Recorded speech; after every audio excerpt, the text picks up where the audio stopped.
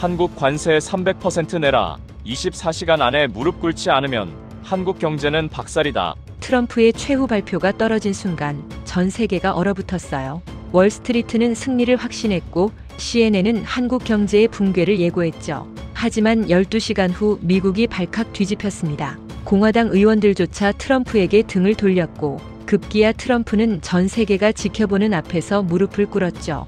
도대체 무슨 일이 있었던 걸까요?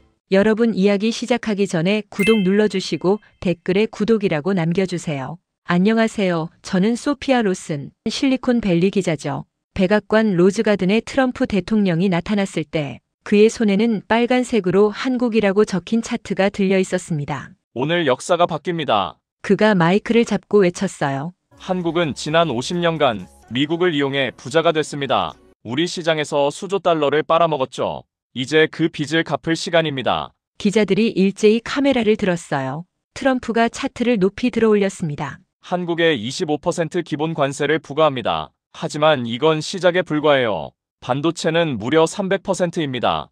회장이 술렁이었죠. 300%라는 천문학적 숫자에 기자들조차 숨을 죽였어요. 트럼프가 계속 말했습니다. 미국에 공장을 짓지 않는 한국 기업은 단 한 개의 칩도 수입할 수 없습니다. 삼성전자, SK 하이닉스 잘 들으세요. 당신들에게 48시간을 줍니다. 그때까지 무릎 꿇지 않으면 당신들 회사는 역사 속으로 사라질 겁니다. 한 기자가 손을 번쩍 들었어요. 대통령님, 한국은 동맹국 아닙니까? 트럼프가 비웃었습니다. 동맹이라고요? 동맹국이 우리를 이렇게 이용합니까? 그들은 우리 안보, 우산 아래 공짜로 보호받으면서 우리 일자리를 빼앗갔어요. 이제 끝입니다. 48시간 후 한국 경제는 무너질 겁니다. 제가 보장합니다. 폭스뉴스 기자가 소리쳤습니다. 한국이 보복하면 어떡하십니까?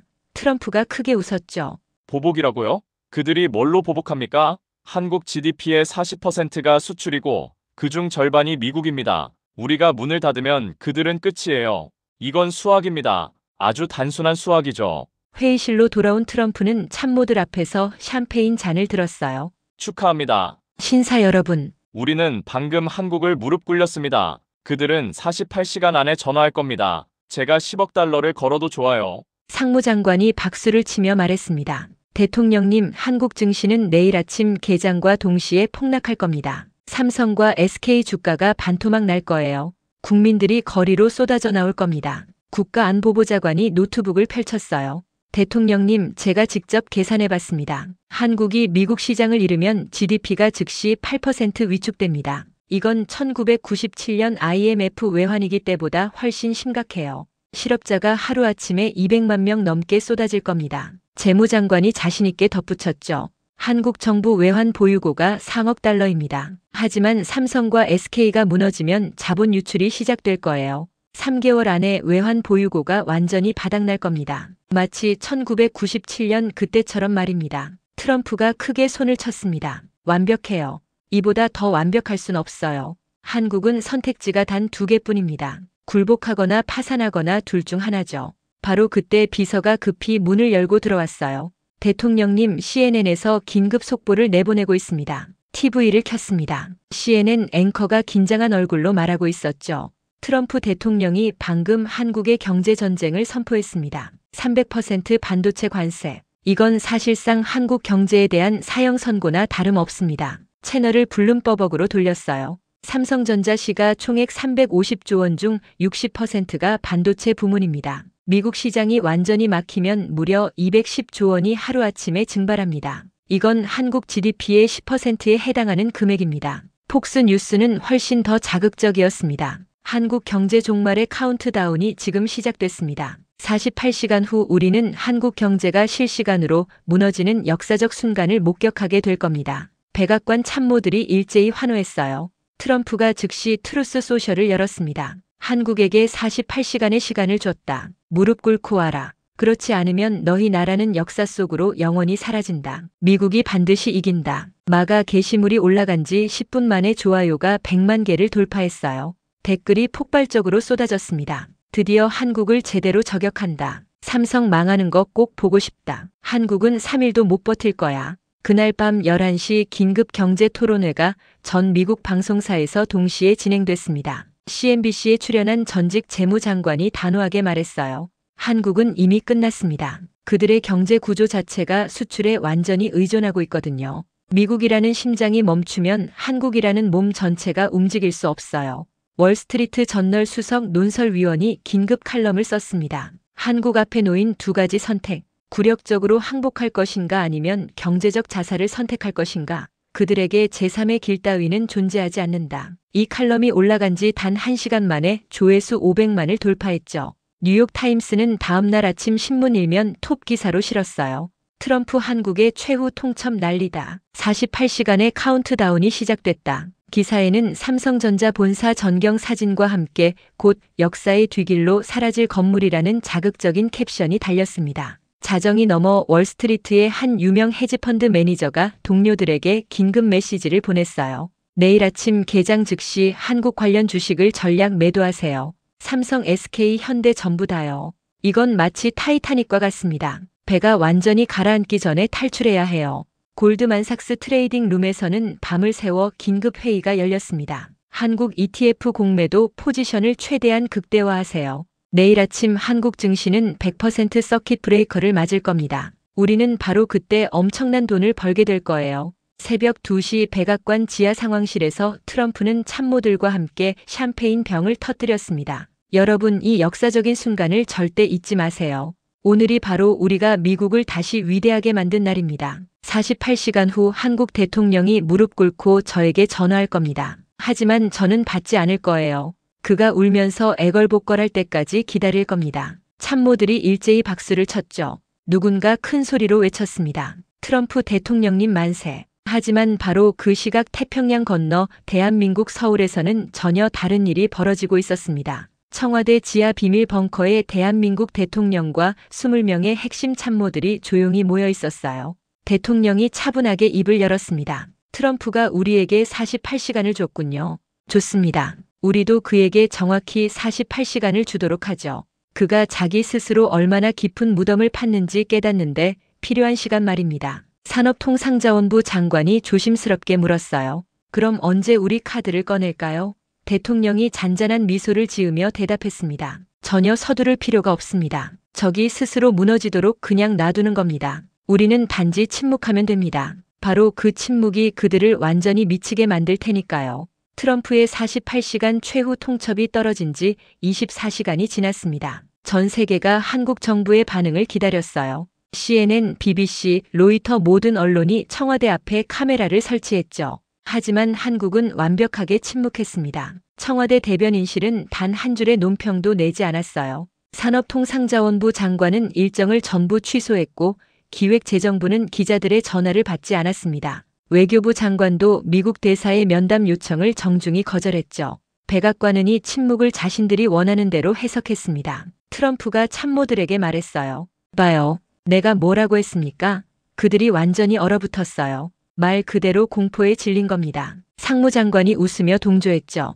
대통령님 말씀이 정확합니다. 한국은 지금 어떻게 대응해야 할지 몰라서 쩔쩔매고 있는 겁니다. 24시간만 더 지나면 백기를 들 거예요. 폭스뉴스는 특집 방송을 내보냈습니다. 한국의 침묵, 이것은 항복의 신호입니다. 그들은 이미 무릎을 꿇었어요.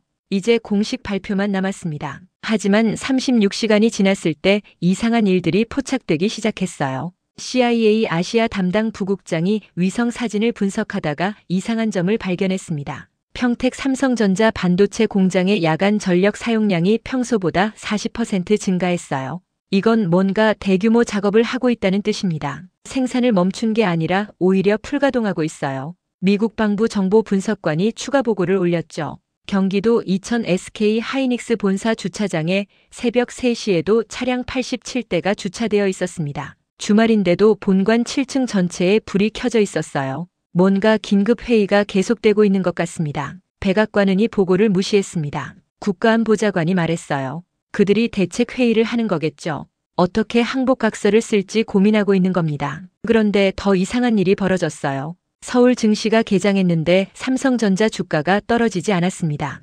오히려 2.3% 올랐죠. SK 하이닉스는 더 충격적이었어요. 무려 4.7% 급등했습니다. 월스트리트의 한 애널리스트가 동료에게 전화를 걸었어요. 이상합니다. 관세 폭탄 맞았으면 폭락해야 정상 아닙니까? 대체 왜 오르는 거죠? 골드만삭스 트레이딩 룸에서 수석 트레이더가 화면을 뚫어지게 보며 말했습니다. 한국 기관 투자자들이 역주행 매수를 하고 있어요. 삼성 SK 물량을 미친 듯이 쓸어담고 있습니다. 이 사람들이 뭔가 알고 있는 것 같은데요. JP모간 반도체 담당 애널리스트가 긴급 리포트를 작성했어요. 한국 증시의 이상 징후 투자자들이 우리가 모르는 정보를 갖고 있는 것으로 보임. 주의 요망. 하지만 정작 결정적인 신호는 다른 곳에서 나왔습니다. 오후 3시 엔비디아 본사 젠슨 황의 비서가 급히 뛰어들어왔어요. CEO님, SK 하이닉스에서 이메일이 왔습니다. 젠슨 황이 이메일을 열었습니다. 단 3줄이었죠. 귀사와의 HBM 공급 계약권. 현재 글로벌 반도체 시장 상황 변화로 인해 계약 조건 전면 재검토가 필요합니다. 72시간 이내 회신 부탁드립니다. 젠슨 황의 손이 떨리기 시작했어요. 72시간이라고요? 이건 경고가 아니야. 최후 통첩이에요. 거의 동시에 쿠퍼티노 애플 본사 팀 쿡의 책상 위로 팩스 한 장이 떨어졌습니다. 삼성전자에서 온 것이었죠. A18 공급 계약 관련 당사는 현 상황에서 기존 계약 조건 유지가 어려울 것으로 판단됩니다. 향후 공급 일정 및 조건 제협이 필요. 빠른 회신 바랍니다. 팀기 CFO를 불렀어요. 삼성이 계약 재비를 요구했습니다. 이건 그냥 통보가 아니에요. 공급 중단 가능성을 경고하고 있는 겁니다. CFO가 계산기를 두드렸죠. 만약 삼성이 칩 공급을 중단하면 3주 후 아이폰 생산 라인이 완전히 멈춥니다. 분기 매출 600억 달러가 날아가요. 구글, 아마존, 마이크로소프트, 한국 반도체를 쓰는 모든 미국 기업에 비슷한 메시지가 도착하기 시작했습니다. 공손하지만 단호한 어조였어요. 재검토, 재협의 상황 변화, 실리콘밸리 전체가 술렁이기 시작했죠. 한 벤처 캐피탈리스트가 블로그에 글을 올렸습니다. 한국이 너무 조용합니다. 폭풍 전야의 고요 같아요. 그들에게 뭔가 있습니다. 우리가 모르는 카드가 분명히 있어요. 스탠포드 대학 국제정치학 교수가 CNN에 출연해 경고했습니다. 한국의 침묵을 항복으로 해석하면 안 됩니다. 1997년 IMF 때도 2008년 금융위기 때도 한국은 즉각 반응했어요. 이번처럼 조용한 적은 단 한 번도 없었습니다. 이건 뭔가 준비하고 있다는 뜻입니다. 백악관에 이런 우려들이 보고됐지만 트럼프는 귀를 막았어요. 과민 반응입니다. 한국은 겁에 질렸어요. 곧 무릎 꿇고 올 겁니다. 하지만 바로 그 시각 서울 청와대 지하벙커에서는 전혀 다른 대화가 오가고 있었습니다. 대한민국 대통령이 참모들에게 조용히 물었어요. 미국 빅테크 기업들에게 경고 메시지는 모두 발송됐습니까? 산업통상자원부 장관이 고개를 끄덕였습니다. 네, 대통령님. 애플, 엔비디아, 구글, 아마존, 마이크로소프트 모두에게 발송 완료했습니다. 그들의 반응은요, 패닉 상태입니다. 특히 엔비디아 젠슨 황은 72시간 시한에 크게 동의하고 있습니다. 대통령이 잔잔한 미소를 지었어요. 좋습니다. 이제 진짜 카드를 꺼낼 시간이군요. 내일 오전 10시 전 세계 생중계로 공식 입장을 발표합니다. 전 국민에게 그리고 전 세계의 대한민국이 어떤 나라인지 보여주는 겁니다. 참모들이 긴장한 표정으로 물었죠. 대통령님, 정말로 수출 중단 카드를 꺼내시는 겁니까? 대통령이 천천히 고개를 끄덕였습니다. 트럼프가 우리에게 48시간을 줬죠. 우리도 그에게 정확히 48시간을 주겠습니다. 그가 자기 무덤을 얼마나 깊이 팠는지 깨닫는데 필요한 시간 말입니다. 한국 발표 12시간 전 백악관 지하 상황실 트럼프가 참모 회의를 소집했습니다. 하지만 이번 분위기는 사뭇 달랐어요. 상무장관이 먼저 입을 열었습니다. 대통령님, 실리콘밸리에서 계속 전화가 옵니다. 팀 쿡이 오늘만 7번 전화했어요. 젠슨 황은 직접 워싱턴으로 오겠다고 합니다. 트럼프가 손을 휘저죠. 무시하세요. 그들은 겁쟁이들이에요. 바로 그때 재무장관이 조심스럽게 입을 열었습니다. 대통령님, 제 말씀 좀 들어주십시오. 지금 상황이 우리 예상과 다르게 흘러가고 있습니다. 트럼프가 눈을 지켜 떴어요. 무슨 소리입니까? 재무장관이 태블릿을 내밀었죠. 이틀간 나스닥에서 증발한 시가총액이 8억 달러입니다. 그런데 한국 증시는 오히려 올랐어요. 투자자들이 우리가 아니라 한국 편을 들고 있습니다. 그건 일시적인 겁니다. 대통령님, 국가안보좌관이 끼어들었어요. CIA 보고서를 보셨습니까? 한국이 뭔가 준비하고 있습니다. 이 침묵은 항복이 아니라 공격 준비예요. 트럼프가 책상을 쳤습니다. 말도 안 되는 소리. 한국위가 미국을 공격한다고요? 회의실이 조용해졌어요. 그리고 상무장관이 천천히 일어섰습니다. 대통령님, 저는 더 이상이 정책을 지지할 수 없습니다. 회의실 공기가 얼어붙었죠. 트럼프가 믿을 수 없다는 표정으로 그를 바라봤습니다. 뭐라고요? 상무장관이 서류를 책상 위에 내려놓았어요. 제 사임서입니다. 이 정책은 미국을 망칩니다. 저는 그 책임을 지고 싶지 않습니다. 트럼프의 얼굴이 새빨개졌습니다. 당신이 지금 나를 배신하는 겁니까? 배신이 아닙니다. 양심입니다. 상무장관이 단호하게 말했죠. 대통령님, 한국은 전 세계 첨단 반도체의 70%를 만듭니다. 우리가 그들 없이 못 삽니다. 그 반대가 아니에요. 바로 그 순간 경제보좌관도 조용히 손을 들었습니다. 저도 동의합니다, 대통령님. 골드만삭스, JP모간, 모든 월스트리트 전문가들이 같은 말을 하고 있어요. 이 전쟁에서 미국이 이길 수 없다고요? 트럼프가 벌떡 일어났어요. 나가세요. 당신들 전부 나가라고요. 참모들이 하나 둘 회의실을 나갔습니다. 트럼프는 혼자 남았죠. 30분 뒤 백악관 비서실장이 조심스럽게 문을 두드렸습니다. 대통령님, 공화당 상원의원 20명이 긴급 서한을 보냈습니다. 내용이 뭡니까? 비서실장이 떨리는 목소리로 읽었어요. 대통령의 한국 관세 정책을 즉각 철회하라고 촉구하고 있습니다. 그렇지 않을 경우 우리는 독자적 입장을 취하겠다고 합니다. 트럼프의 손이 떨렸습니다. 이건 반란이잖아. 바로 그때 휴대폰이 울렸어요. 공화당 전당대회 위원장이었습니다. 대통령님, 주요 후원자들이 이탈하고 있습니다. 실리콘밸리 기부금이 전부 끊겼어요. 이대로 가면 다음 선거 자금이 없습니다. 트럼프가 전화를 끊었습니다. 그리고 창밖을 멍하니 바라봤죠. 저녁 8시 폭스뉴스에서 긴급 속보가 떴습니다. 백악관 상무장관이 한국 관세 정책에 반대하며 전격 사임했다는 소식이었어요. 30분 뒤 CNN이 추가 보도를 냈습니다. 백악관 내부 분열이 심화되고 있으며 경제팀 다수가 정책 철회를 강력하게 주장하고 있다는 내용이었죠. 트위터가 폭발했습니다. 트럼프 지지자들조차 갈라지기 시작했어요. 트럼프가 너무 멀리 갔다. 이건 미국 경제를 망치는 길이다. 한국과 협상해야 한다. 밤 10시 트럼프는 혼자 집무실에 앉아 있었습니다. 책상 위에는 1990년대 자기 회사 파산 서류가 펼쳐져 있었어요. 그때도 그는 확신했었죠. 내가 이긴다. 하지만 졌습니다. 완전히 졌어요. 트럼프가 중얼거렸습니다. 이번엔 다를 거야. 한국이 먼저 무너질 거야. 하지만 그의 목소리에는 확신이 없었어요. 오히려 떨리고 있었습니다. 바로 그 순간 비서가 급히 문을 열고 들어왔습니다. 대통령님, 워싱턴 포스트에서 특종을 터뜨렸습니다. 화면을 보니 충격적인 헤드라인이 떠 있었어요. 백악관 고위 관계자가 폭로했다는 내용이었습니다. 트럼프 대통령이 비밀리에 한국과 협상을 타진했으나 거절당했다는 거짓말이 버젓이 실려 있었죠. 트럼프가 벌떡 일어났습니다. 이게 무슨 소리야? 나는 그런 적 없어. 기사의 구체적인 날짜와 시간이 다 나와 있습니다. 백악관 내부자가 흘린 것 같습니다. 트럼프의 얼굴이 창백해졌어요. 내부자라고 누가 나를 배신한 거지? 비서가 고개를 숙였습니다. 모릅니다. 하지만 이 정보는 상황실 참석자만 알 수 있는 내용입니다. 트럼프는 그제야 깨달았습니다. 자기 참모 중 누군가가 자신을 배신했다는 것을 백악관 내부에서 반란이 일어나고 있었어요. 휴대폰이 또 울렸습니다. 이번엔 부통령이었죠. 대통령님, 우리 대화 좀 해야 할 것 같습니다. 지금 당장요. 부통령의 목소리는 차갑고 단호했습니다. 트럼프는 그 순간 알았어요. 더 이상 자기 편이 없다는 것을. 자정 뉴욕타임스가 추가 보도를 냈습니다. 공화당 중진 의원들이 트럼프에게 최후 통첩을 보냈다는 내용이었어요.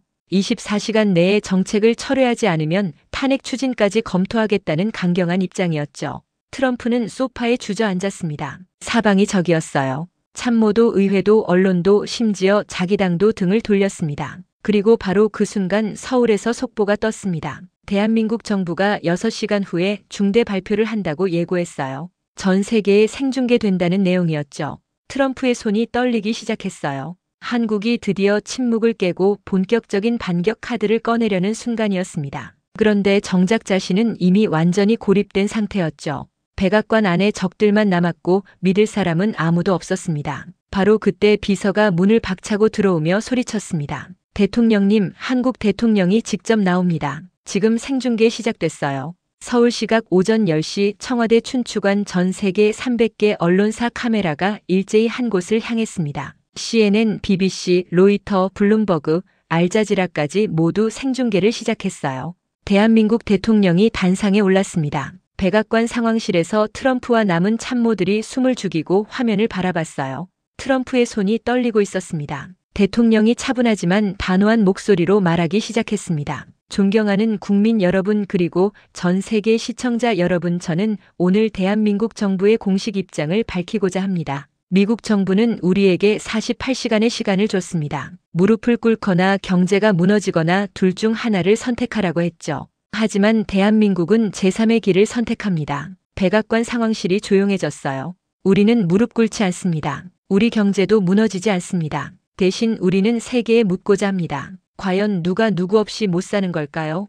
대통령이 서류를 들어올렸습니다. 지금부터 발표하는 조치는 오늘 자정부터 즉시 발효됩니다. 첫째, HBM을 포함한 모든 첨단 메모리 반도체를 국가 핵심 전략 기술로 지정합니다. 월스트리트 선물 시장이 요동치기 시작했어요. 둘째, 해당 품목의 수출은 정부 사전 승인제로 전환합니다. 셋째, 미국 정부가 관세 정책을 처할 때까지 미국 향수 승인을 전면 보류합니다. 트럼프가 벌떡 일어나 소리쳤습니다. 이건 선전포고야. 경제 선전포고라고. 하지만 대통령은 계속 말했어요. 일부는 이것이 무모한 도박이라고 할 것입니다. 하지만 숫자를 보시죠. 대한민국은 전 세계 HBM의 90%를 생산합니다. SK 하이닉스 53%, 삼성전자 38%, 나머지는 미국 마이크론이 겨우 9%입니다. HBM이 무엇입니까?